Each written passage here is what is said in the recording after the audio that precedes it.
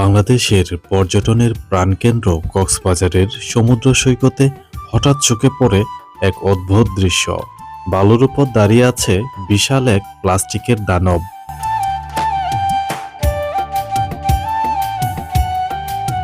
দূর থেকে দেখলে মনে হয় যেন সমুদ্র থেকে উঠে আসা কোনো ভয়ঙ্কর প্রাণী।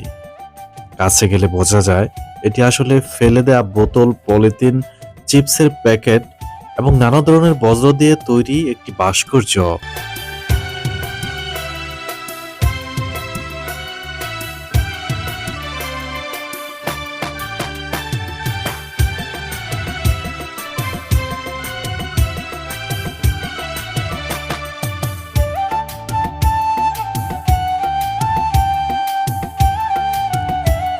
আয়োজকদের তথ্য অনুযায়ী চারুকলার একদল শিল্পী প্রায় ৬ টন প্লাস্টিক বর্জ্য সংগ্রহ করে এই কাজটি নির্মাণ করেছেন।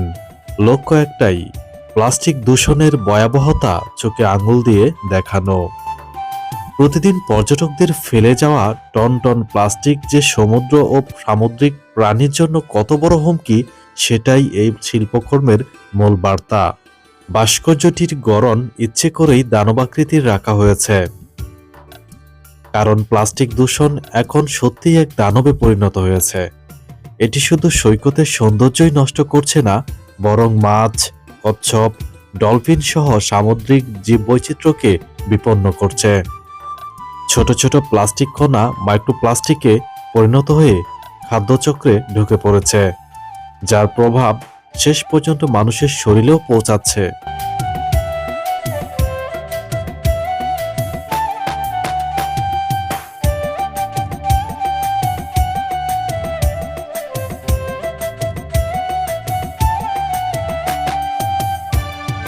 এই উদ্যোগ কেবল একটি শিল্প প্রদর্শনী নয়, বরং একটি সামাজিক বার্তা। সৈকতে বেড়াতে আসা মানুষজন থেমে ছবি তুলছেন, আবার অনেকেই ভাবছেন আমরা কি সত্যিই দায়িত্বশীল আচরণ করছি। একটি পানির বোতল বা পলিথিন সঠিক জায়গায় ফেলতে না পারলে তার পরিণতি কতটা ভয়াবহ হতে পারে বা ভয়ঙ্কর হতে পারে, সেটাই যেন এই দানব নীরবে মনে করিয়ে দিচ্ছে।